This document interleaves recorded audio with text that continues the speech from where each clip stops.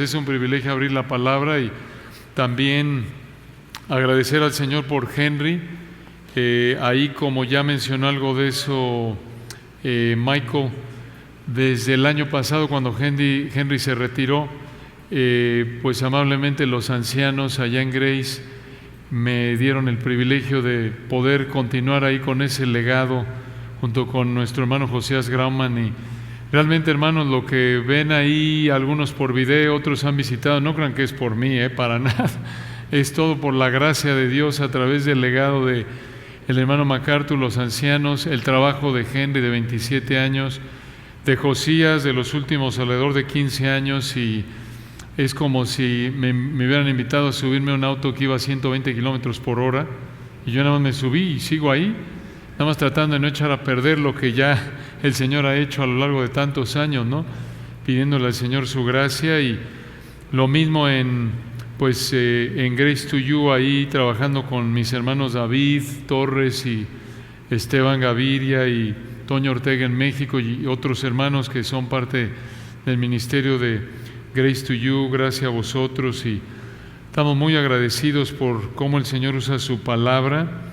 Y también todos ustedes, hermanos, son parte del ministerio que Dios nos ha dado a través de el amor y todo lo que el Señor hace a través de Michael, de Santiago, por ser misioneros de Grace, Ricardo Morales, Fer Jaimes también, todos misioneros de Grace. Y pues amamos a todos ustedes, a los que el Señor toca a través de las vidas y ministerios de estos hermanos, y son parte de nuestro gozo, nuestra responsabilidad, el estar orando por ellos y por ende por ustedes. Y se los digo de corazón, también junto con Josías, son parte de nuestra responsabilidad y privilegio. Y el resto de los ancianos allá de misiones en Grace y el resto de los ancianos de Grace, es un gozo poder ver cómo el Señor sigue usando su palabra, y estamos ahí para servirlos en lo que nosotros podamos. Y bueno, hemos disfrutado ya de un gran tiempo a través de nuestro querido Henry, y como ya lo mencionó, me asignaron la responsabilidad de hablar de predicando para cambiar vidas, y en particular hablar de aspectos prácticos.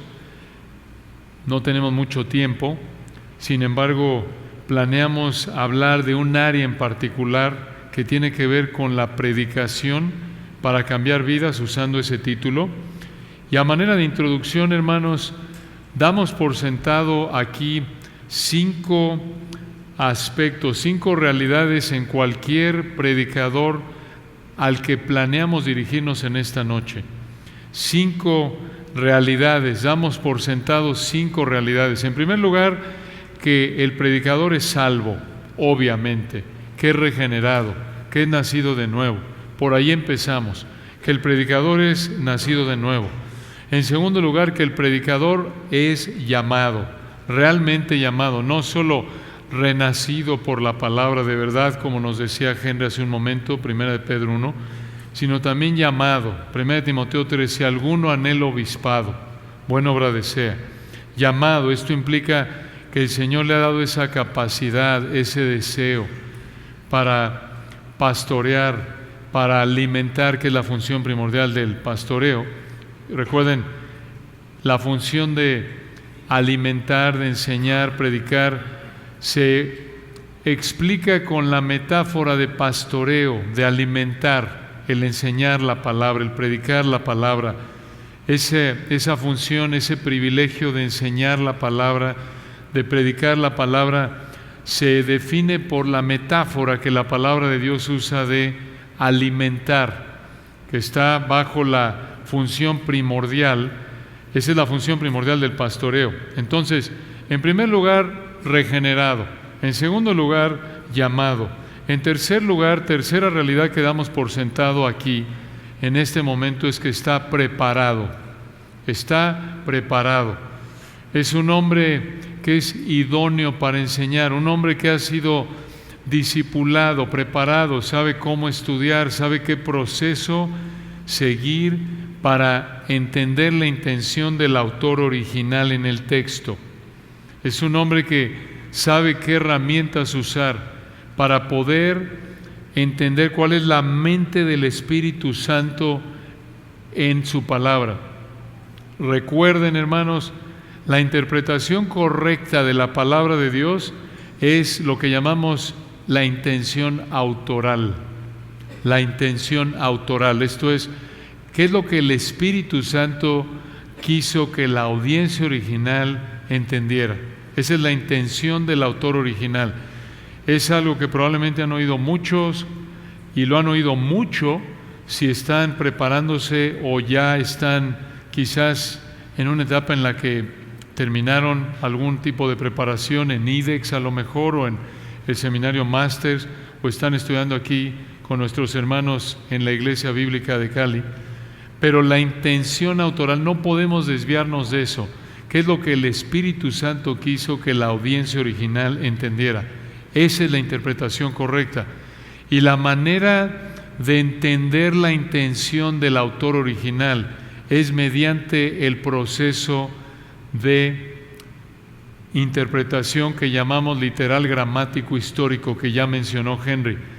Literal gramático histórico es otra manera de decir que entiendes la palabra de Dios como entiendes cualquier otra obra literaria, cualquier otro escrito, obviamente bajo la dependencia del Espíritu Santo, pero lo entiendes tal cual te lo dijeron en el momento en el que te lo dijeron. Así como entiendes si te manda un texto tu esposa y te dice te espero a las 10 de la noche, lo entiendes tal cual. ¿Sabes a qué se refiere? ¿En dónde te está esperando? ¿Para qué te está esperando? Y no si te dice te espero a las 10 de la noche, ¿no piensas querrá decir que me quiere ver en 10 días? ¿Querrá decir que no me quiere ver por 10 horas? No, es así de simple. Entonces, damos por sentado 5 realidades. 1, que somos salvos. 2, llamados. 3, preparados. 4, dependientes del Espíritu. Que estamos pidiéndole al Señor entendimiento. Abre mis ojos para mirar las maravillas de tu ley. Que le pedimos al Señor entendimiento. Entonces, salvos, llamados, preparados, pidiendo entendimiento y santificados. No perfección, pero dirección. De eso vamos a hablar si el Señor quiere mañana y el sábado, de la santidad. En otras palabras, que por la gracia de Dios tu vida se caracteriza por un estilo de vida de santidad. Estás continuamente confesando el pecado, estás continuamente huyendo de la tentación, estás consciente de que en cuanto por la gracia de Dios te das cuenta de que estás pecando, estás procurando mantenerte apartado del pecado. Entonces, todo esto, hermanos, lo estamos dando por sentado en este punto, en esta consideración de predicar para cambiar vidas, que tú como predicador eres regenerado, el Señor te ha llamado, estás preparado, estás pidiéndole al Señor sabiduría y estás procurando por la gracia de Dios vivir una vida de santidad. Muy bien, ahora, con eso en mente, un punto, queremos que entendamos un punto, una verdad. Escucha, para predicar, para cambiar vidas, tienes que cambiar tu mentalidad, tienes que cambiar tu manera de pensar, tú predicador, tienes que pensar conforme a la Biblia, tienes que entender 2 funciones en la predicación. Para predicar con la intención de cambiar vidas, tienes que pensar, tienes que entender lo que la Biblia dice en 2 áreas, 2 funciones en la predicación. Número 1, la función divina y número 2, la función humana. La función divina y la función humana. Todo comienza con pensar conforme a la Biblia. Tienes que adoptar una manera de pensar bíblica. Tienes que no conformarte a este siglo, sino transformarte, ser transformado por medio de la renovación de tu entendimiento en 2 áreas. Tienes que pensar conforme a la Biblia en dos áreas, uno en la función divina y en la función humana. Veamos en primer lugar la función divina en la predicación. Muy simple, en resumen, Dios es soberano. Dios es soberano. Asumiendo que tú estás predicando la palabra, como nos explicó Henry hace un momento, la gente a la que le estás predicando, esas vidas de esas personas a las que les estás predicando, van a cambiar únicamente si Dios quiere. Dios es el que tiene la última palabra en la transformación, en el cambio de una vida que está expuesta a la predicación de la palabra de Dios.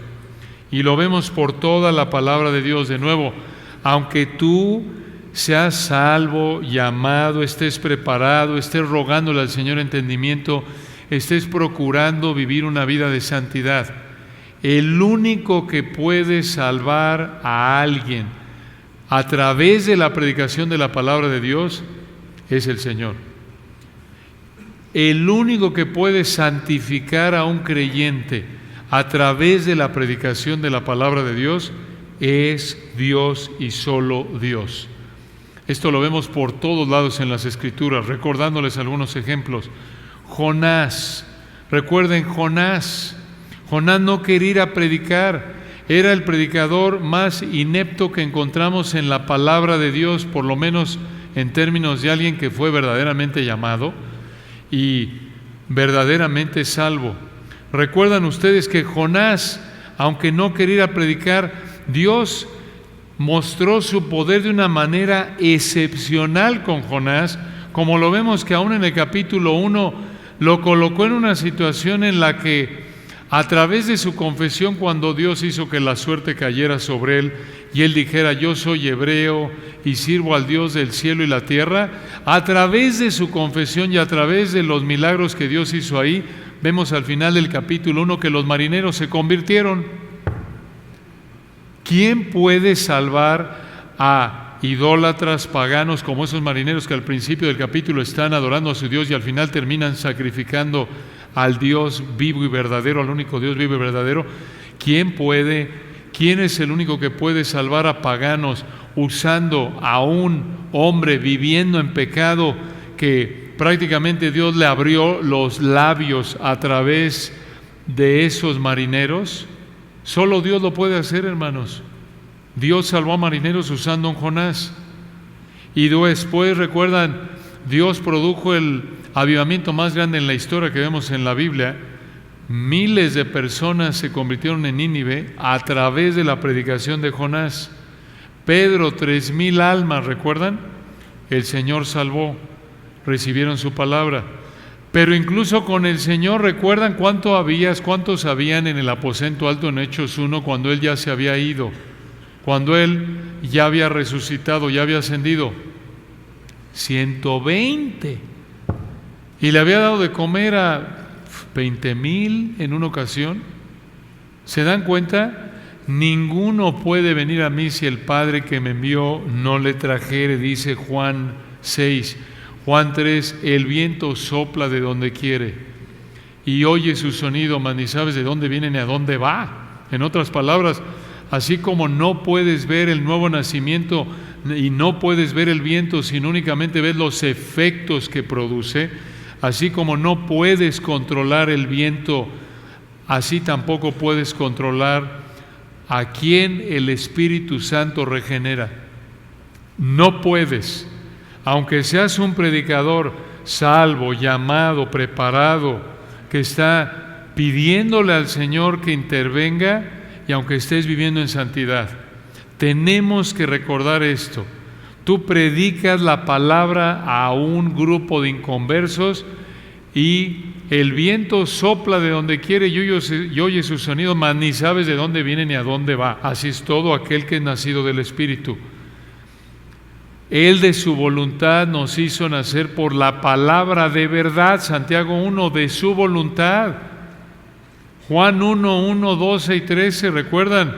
Mas a todos los que le recibieron, a los que creen en su nombre, les dio potestad de ser hechos hijos de Dios. los cuales no son engendrados de carne, ni de voluntad de sangre, ni de voluntad de varón, sino ¿de quién? De Dios. No es porque eres pariente de alguien, no es porque hay alguna técnica humana, no hay nada que el ser humano puede hacer para nacer de nuevo, en términos de que hay alguna técnica. No hay nada que el predicador pueda hacer para producir el nuevo nacimiento. No hay nada que puedas hacer para cambiar la vida de alguien. En resumen, ni para salvación, ni para santificación un salvo. Recuerden Hechos 16:14 con Lidia igual. Pablo estaba ahí en Filipos.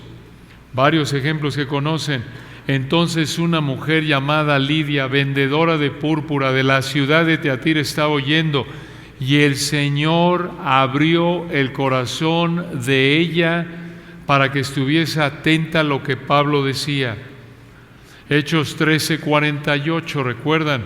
Y creyeron todos los que estaban ordenados para vida eterna. No lo podemos, hermanos, no podemos cambiar ni una vida. No podemos hacerlo. Ahí empezamos. Esta es la función divina en la predicación para cambiar vidas. ¿Tenemos la responsabilidad de ser fieles? Sí, pero es necesario que los administradores sean fieles. 1 Corintios 2. ¿Tenemos la responsabilidad de arrepentirnos y creer? Sí. Solo por la gracia de Dios podemos. ¿Tenemos la responsabilidad de ser fieles en cumplir el llamado que Dios nos ha dado? Sí. ¿De procurar con diligencia presentarnos a Dios aprobados? Sí. ¿De pedirle al Señor en oración? Sí. ¿De vivir vidas de santidad para ser vasos de honra, santificados, útiles al Señor? Sí. Pero al final, hermanos, en medio y al principio, el soberano es el que determina. La salvación es de Yahweh, la salvación es de Jehová. No lo olvidemos, hermanos, ahí empieza todo. Un gran ejemplo de esto, entre otros, a lo largo de las Escrituras, antes de que se los dé una referencia más, 1 Corintios 3:6. Ahí Pablo en 1 Corintios 3, recuerdan, está corrigiendo las divisiones de los corintios, y les dice allí en 1 Corintios 3:6, ¿qué pues es Pablo? ¿Y qué es Apolos? Servidores por medio de los cuales habéis creído, y eso según lo que a cada uno concedió el Señor. El Señor concedió. ¿Quién? Yo planté, Apolo regó, pero el crecimiento lo ha dado Dios. El Señor lo hace, hermanos. Nosotros no escogemos ni qué don espiritual tenemos, ni dónde servimos, ni cuáles son los efectos de ese don. 1 Corintios 12 lo dice de manera clara. Hay un solo espíritu, ahí en 1 Corintios 12, porque hay diversidad de dones, pero el espíritu es el mismo. Allí en 1 Corintios 12, versículo 4. Hay diversidad de ministerios, pero el Señor es el mismo. 1 Corintios 12, 5 y el 6. Y hay diversidad de operaciones, pero Dios, que hace todas las cosas en todos, es el mismo. En resumen, ese texto enseña que el Espíritu, el Señor Jesucristo y el Padre, la Trinidad, están involucrados en, 1, asignar qué capacidad da cada cristiano para servir al cuerpo. Ese es el don espiritual.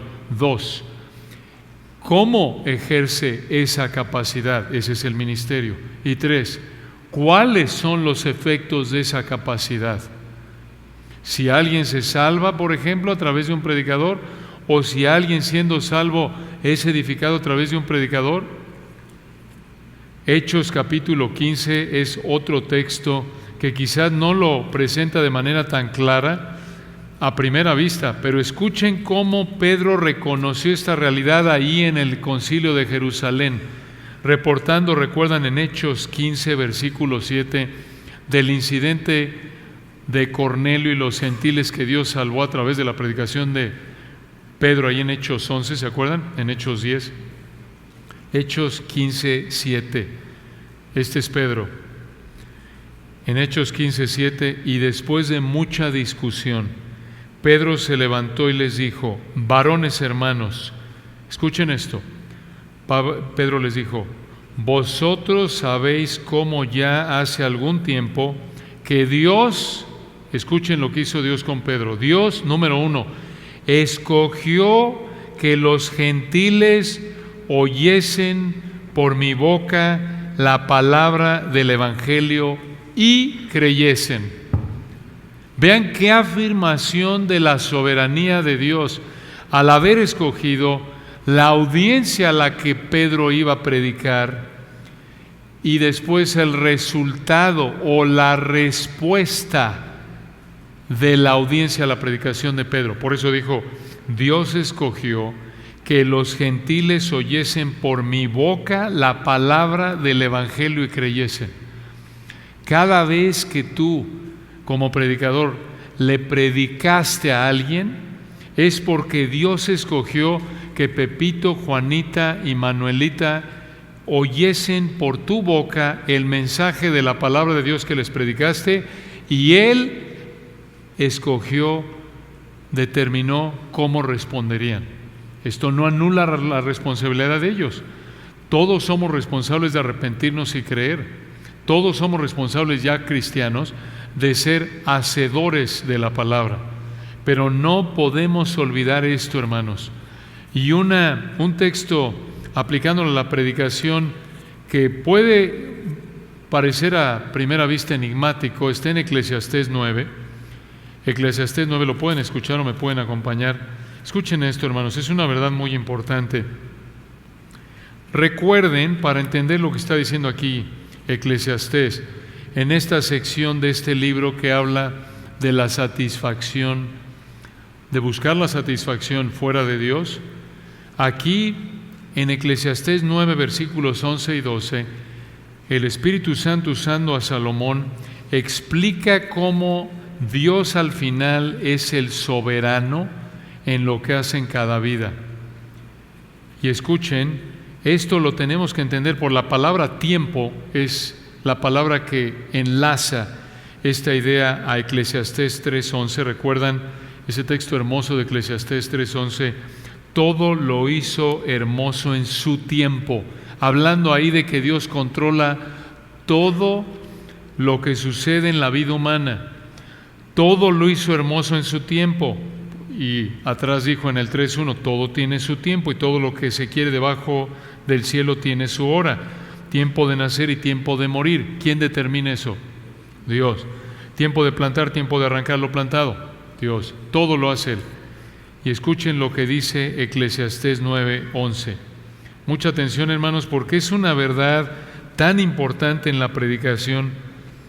Eclesiastés 9. Vean lo que dice el texto ahí. Dice el texto: me volví y vi debajo del sol que ni es de los ligeros la carrera, ni la guerra de los fuertes, ni aun de los sabios el pan, ni de los prudentes las riquezas, ni de los elocuentes el favor, sino que tiempo y ocasión acontecen a todos.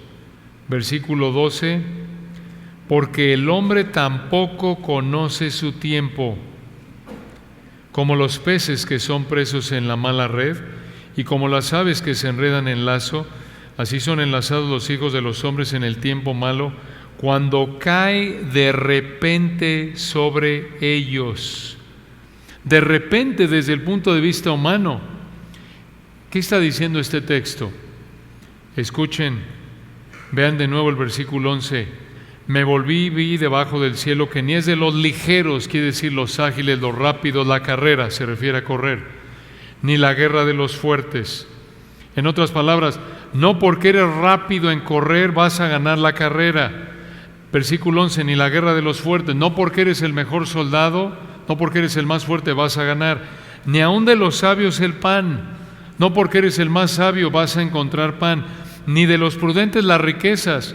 No porque eres el más prudente vas a ser rico, ni de los elocuentes, ni de los conocedores, es la idea en el hebreo, el favor, sino que tiempo y ocasión acontecen a todos. ¿Qué es esto? Una frase. Esto es lo que dice Eclesiastés 9:11. Escucha. La capacidad humana no garantiza el éxito. La capacidad humana no garantiza el éxito. Puedes tener todo para ganar una competencia, es la idea del texto. Puedes tener todo para ganar una batalla. Puedes tener todo para tener éxito en un negocio. Puedes tener todo en términos humanos para ganar dinero. Y puede ser que lo logres o que no lo logres. ¿Por qué? Porque el tiempo y las circunstancias están fuera de tu control. Ese es el punto del texto. Desde el punto de vista humano, escucha, somos, como dijo alguien, víctimas del tiempo y las circunstancias. Pero, versículo 1, Eclesiastés 9:1, ¿quién determina el tiempo y las circunstancias? Eclesiastés 9:1, ciertamente he dado mi corazón a todas estas cosas para declarar todo esto, que los justos y los sabios y sus obras están en la mano de Dios. Y esto es lo mismo con aquellos a los que les predicas. Hermanos, Dios es soberano. Así como en tantos ámbitos de la vida humana lo vemos a lo largo de la historia, seguramente conociste, incluso tú fuiste alguien que en términos humanos tenías todo para ganar o hacer esto o aquello, pero no llegaste a donde podías llegar. En la política, en el deporte, en los negocios, en el ministerio. Predicadores que dices, este va a ser el próximo Carlos Spurgeon. Tiene todo, tiene todo. Tiene el don, tiene la santidad, tiene la preparación, tiene la voz, tiene todo y de repente se muere. ¿Por qué? Porque, Eclesiastés 9:1, porque nuestros tiempos están en la mano de Dios. Están en la mano de Dios. Tienes que entender eso. Tienes que entender en el ministerio la verdad de Proverbios 21:31. El caballo se alista para el día de la batalla, mas Jehová es el que da la victoria. Tú haces todo lo que está de tu parte. Haces conforme a lo mejor de tu capacidad, te preparas para predicar y lo debes hacer para honrar a Dios, para el bienestar de la iglesia, para la evangelización del mundo. El caballo se alista para el día de la batalla. Te preparas conforme a lo mejor de tu capacidad, pero al final recuerda, Jehová es el que da la victoria. Hablaba con Michael Dennis hace unos meses y me comentaba cómo él prácticamente, por la gracia de Dios, hace tiempo predicaba el mismo evangelio que predica aquí en Cali, en otro estado en Estados Unidos. Y él decía, es que yo predico lo mismo.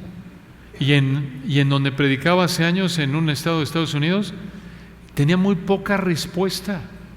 Y en Cali es impresionante la respuesta. Es lo mismo, hermanos. ¿Quién determina eso? Dios. Dios. Y nos pasa a todos. Nos pasa a todos. Yo estuve 17 años en México. Digo, tengo muchas ineptitudes y las sigo teniendo. Pero hermanos, llego a Grace. Henry es muy amable, pero no es porque desde que yo llegué a Grace, ¡pum!, explotó. No, hermanos. Yo llegué, como dije, me subí a un auto que va a 120 kilómetros por hora. Y en México me esforzaba y hacía lo mismo y le ponía la gasolina igual al auto que en Grace. Esto es, predicaba el mismo mensaje. Y no es la misma respuesta. No es la misma hambre espiritual de la gente. Y Henry lo decía hace un momento. ¿Por qué? Puedes decir, bueno, en términos humanos, John MacArthur, sí. La infraestructura de Grace Community Church, sí. Pero, hermanos, al final es la soberanía de Dios, es la gracia de Dios. El hambre que ves en ciertas congregaciones, como lo que está pasando, que decía Michael cuando estuvo en un ministerio y hacía lo mismo, como le estoy diciendo lo mismo. Yo hice en México, y Toño Ortega me conoce, estuvo en México, David Torres, predico lo mismo, el mismo mensaje, el mismo evangelio en Grace que en México. ¿Por qué no hay los mismos resultados? ¿Por qué la gente no se abarrota en México, aunque estuve 17 años, y en Grace sí? ¿Quién determina eso? Henry Tolopilo, en parte. Bueno, el Señor usó a Henry, ¿no? Obvio. Pero el punto es que, es una broma torpe. No porque Henry sea torpe, la broma es la mía. El torpe soy yo que usé la broma. El punto, hermanos, es Dios. ¿Y por qué Henry, cuando yo llegué, y estoy siendo, hermanos, totalmente franco con ustedes, estamos entre pastores, hermanos, yo llegué cuando me invitaron a que empezara ya a trabajar con Josías, el Ministerio Hispano tenía 800 personas. Y Henry ahorita lleva un año, ¿y cuántos tiene? 45. ¿Ustedes creen que ahora la regó? Lleva un año. Pues, ¿qué hizo Henry? ¿Qué pasó? ¿Por qué? Dios. Y hermanos, tenemos que empezar por ahí. Tenemos que empezar por ahí, reconocer, hermanos, que podemos tener incluso más preparación que otros. Y humanamente hablando, puedes evaluar a dos predicadores y decir, este cuate debería tener una iglesia de 10,000 y ese de 100, pero ves las cosas al revés. ¿Por qué? Dios. Asumiendo otra vez que son salvos, llamados, preparados, están buscando ser fieles y pidiendo santidad. Toda la gloria es de Él. Y tenemos que entender la función divina. Y esto nos lleva, en segundo lugar, para terminar en unos minutos, a la función humana. Dios es el que está en control, ya lo dijimos, pero hablemos por un momento de la función humana. Dios usa instrumentos. Recuerden como el Señor le dijo a Ananías cuando acababa de salvar a Pablo, que Ananías no quería ir porque tenía miedo, porque era un despiadado Pablo, recuerdan, antes de que el Señor lo salvara. Y le dijo el Señor a Ananías, hablando de Pablo, ve, porque instrumento que escogido me es para llevar mi nombre a ¿quiénes? A los gentiles. Dios es el que decide qué función nos asigna, ya lo dijimos, a quién le vamos a llevar el Evangelio, por cuánto tiempo, cuáles van a ser los efectos. Dios es el que lo decide. La gloria es de Él. Nuestra responsabilidad es ser instrumentos de honra, santificados, útiles al Señor, dispuestos para toda buena obra. Pero escucha, como instrumento, repito, como instrumento que es salvo, llamado, 5 realidades de introducción, ¿recuerdan? Salvo, llamado, preparado, que está pidiendo al Señor sabiduría, que está viviendo en santidad. Como instrumento, tú tienes la responsabilidad de concentrarte en una cosa: agradar al Señor, hacer que el Señor se vea bien. Esa es tu responsabilidad. Hacer que el Señor se vea bien a través de la predicación fiel de su palabra, para evangelizar a los perdidos y edificar a los santos. Y hermanos, aquí tienen ustedes uno de los, probablemente el enemigo número 1 del predicador, en términos humanos: hacer que el Señor se vea bien.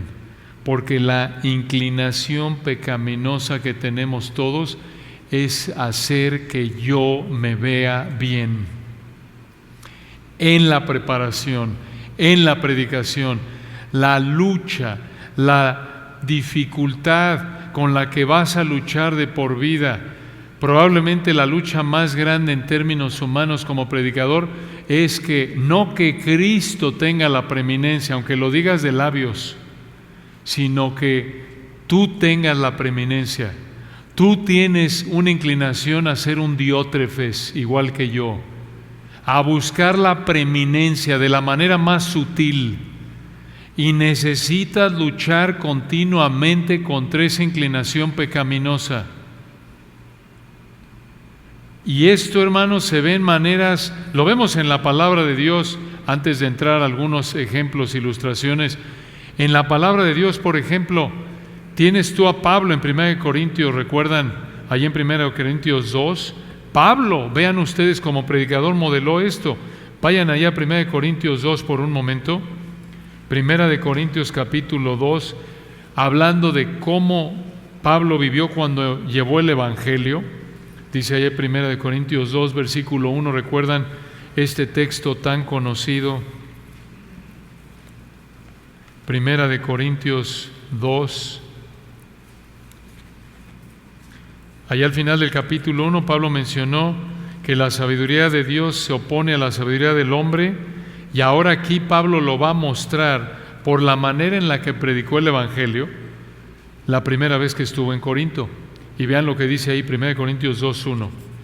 Así que, hermanos, cuando fui a vosotros para anunciaros, quiere decir para proclamar, tiene la idea de mostrar en público el testimonio de Dios, se refiere al Evangelio. No fui con excelencia, o en el griego con superioridad de palabras o de sabiduría. Esa última frase del versículo 1, no fui con excelencia o con superioridad de palabras o de sabiduría. ¿A qué se refiere? Se refiere a una manera de hablar sofisticada. Una manera de hablar sofisticada que pretendía darte la idea de un estatus social superior. Esta era una manera de hablar que llama la atención al que habla y entretiene al que oye, como lo explica un comentarista de nombre Garland. Esto lo dijo Pablo porque cuando él llegó, él no predicó como hablaban los oradores profesionales que tanto les gustaban a los corintios. Esos oradores hablaban para llamar la atención a sí mismos, para mostrar que eran superiores, para que la gente los admirara. Y hermanos, aquí tienen una de las tentaciones más grandes para los predicadores. Podríamos decirlo así, predicar como orador corintio. ¿Qué es eso de un orador corintio? Predicar para llamar la atención a ti, al predicador. Predicar para caer bien, predicar para entretener, predicar para verte superior, predicar para que la gente te admire. Y hermanos, lo podemos hacer de las maneras más sutiles. Y muchas veces esto es una cuestión de motivos, porque digamos que la mecánica puede estar bien, te puedes esforzar, te debes esforzar por hacer tu mejor esfuerzo en el púlpito. Incluso a algunos les gusta prácticamente escribir el guión, dónde van a pausar, dónde van a subir la voz, dónde bajar. No está mal eso, si tu motivo es dar tu mejor esfuerzo para honrar al Señor al predicar. Pero si tu motivo es para que vean qué bien hablo, o les voy a aventar una palabra griega para que vean cuánto sé, o les voy a aventar aquí un término teológico para marear al de allá, porque ya me tiene hasta acá este cuate, porque se cree un sabelotodo, lo voy a callar de una vez y le voy a aventar un término teológico que no va a tener idea de dónde vino y de a dónde fue. Hermano, eso es pecaminoso. ¿Se dan cuenta? Y es por eso tan difícil, porque a veces ni nos damos cuenta muchas veces. Y tenemos que estar luchando con eso. No estamos diciendo que está mal dar tu mejor esfuerzo en términos de interpretar, explicar, en términos de oratoria, dar tu mejor esfuerzo para pensar bien cuál es la mejor manera de servir a mis hermanos. ¿Cómo puedo hacer que esto sea lo más agradable en términos bien intencionados, que digan, hombre, qué delicia es entender la palabra, qué gozo, quiero, como decía Henry hace un momento, moverlos en términos de parámetros bíblicos para que la gente diga, entiendo, me encanta, quiero obedecer, quiero estudiar la Biblia. ¿No está mal eso? Lo que está mal otra vez es tratar de presentarte, tratar de presentar información desde el púlpito, que está bien a lo mejor, pero lo haces con el motivo de que tú tengas la preeminencia, de verte superior a la gente. Le estás robando la gloria al Señor cuando haces eso y cuando yo hago eso. Y otra vez, hermanos, es una lucha a nivel corazón, que tenemos que guardar nuestro corazón, tenemos que tener cuidado, es cuestión de adoración. Por ahí lo dijo Henry. Adoración es agradar al Señor, exaltar al Señor, no exaltarnos a nosotros mismos. Tenemos que tener cuidado con eso, hermanos, que el Señor nos ayude en esa área. Y vean cómo esta misma idea la vemos allá atrás en Isaías 40, Isaías capítulo 40. ¿Me pueden acompañar ahí o lo pueden escuchar? Isaías capítulo 40. Incluso, hermanos, cuando predicamos y predicamos y decimos, no, hombre, aquí voy a matar a Pepito, este predicador, con esto lo voy a matar. O no, hombre, aquí van a ver, no, hombre, aquí me voy a ver súper compasivo, súper amable, hombre. Hermanos, no, que el Señor nos ayude.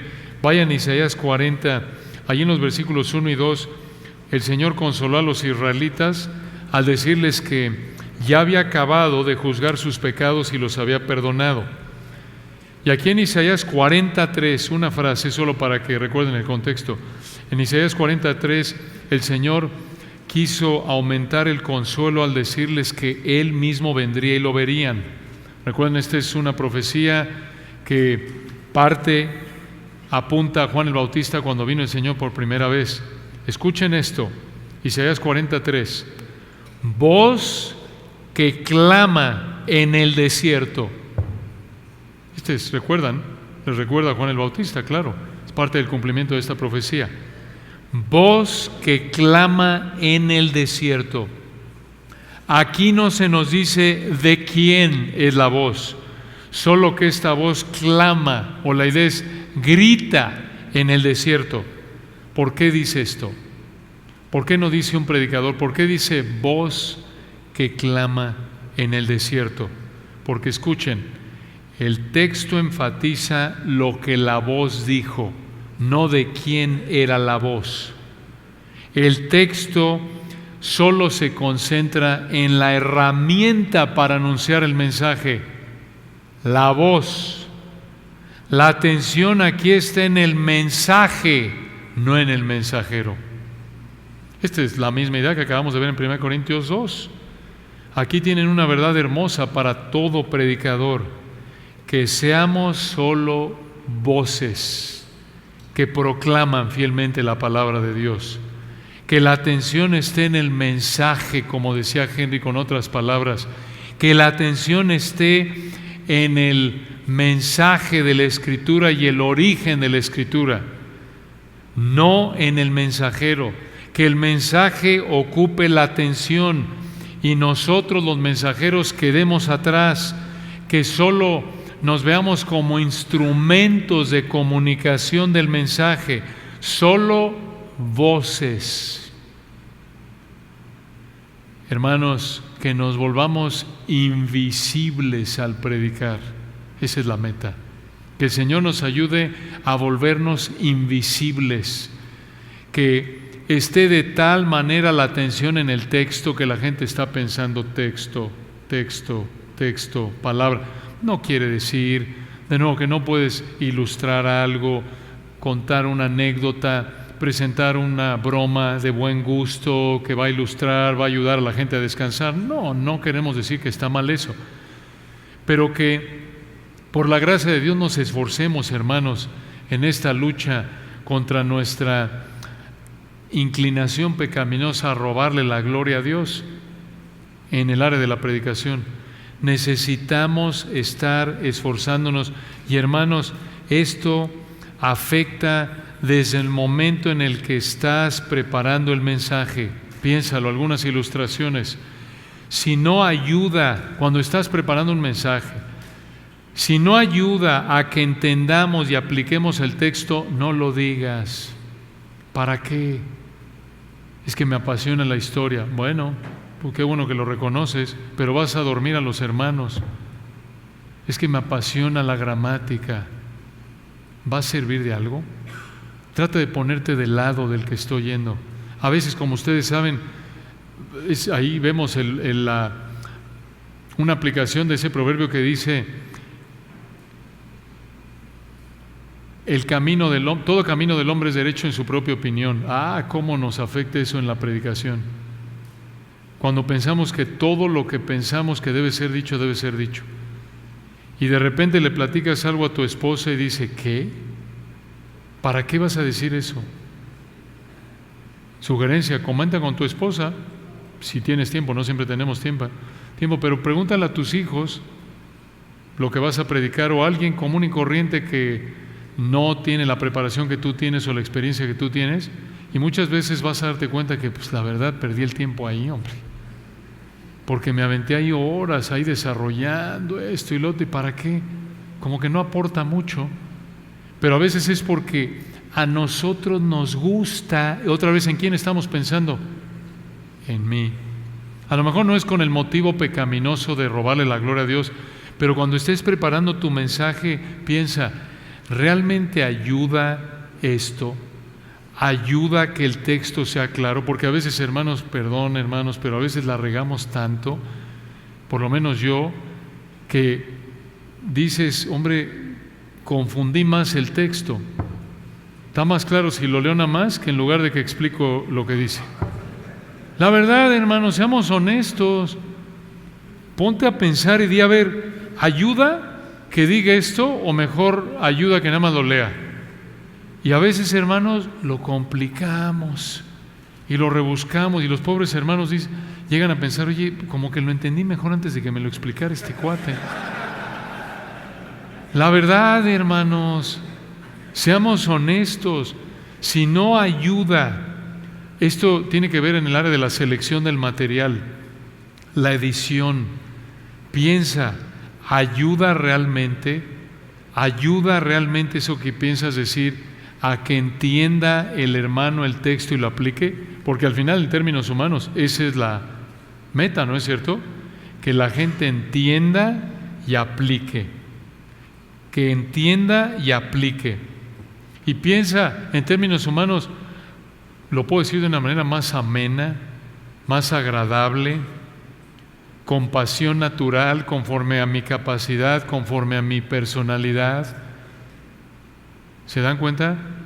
Estas son algunas ideas, de nuevo, pero hermanos, que el Señor nos ayude a no aburrir a la gente, hombre. Es terrible. Me acuerdo siempre cuando tocamos esto, cuando Henry citaba, creo que era Howard Hendricks, que decía: es un crimen aburrir a la gente con la palabra de Dios. Es terrible, hermanos, da pena ajena y pena personal, ¿no? Cuando nosotros predicamos y dormimos a la gente. Entonces, la predicación, hermanos, es una labor muy, muy difícil en términos humanos. Realmente es imposible de ejercer.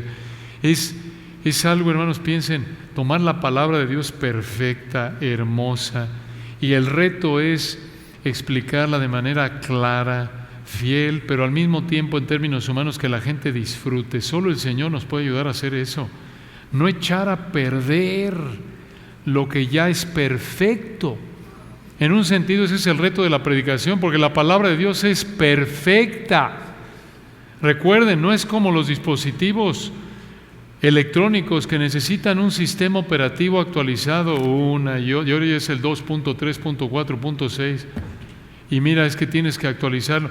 La palabra de Dios no necesita actualizaciones. ¿Por qué? Porque es perfecta.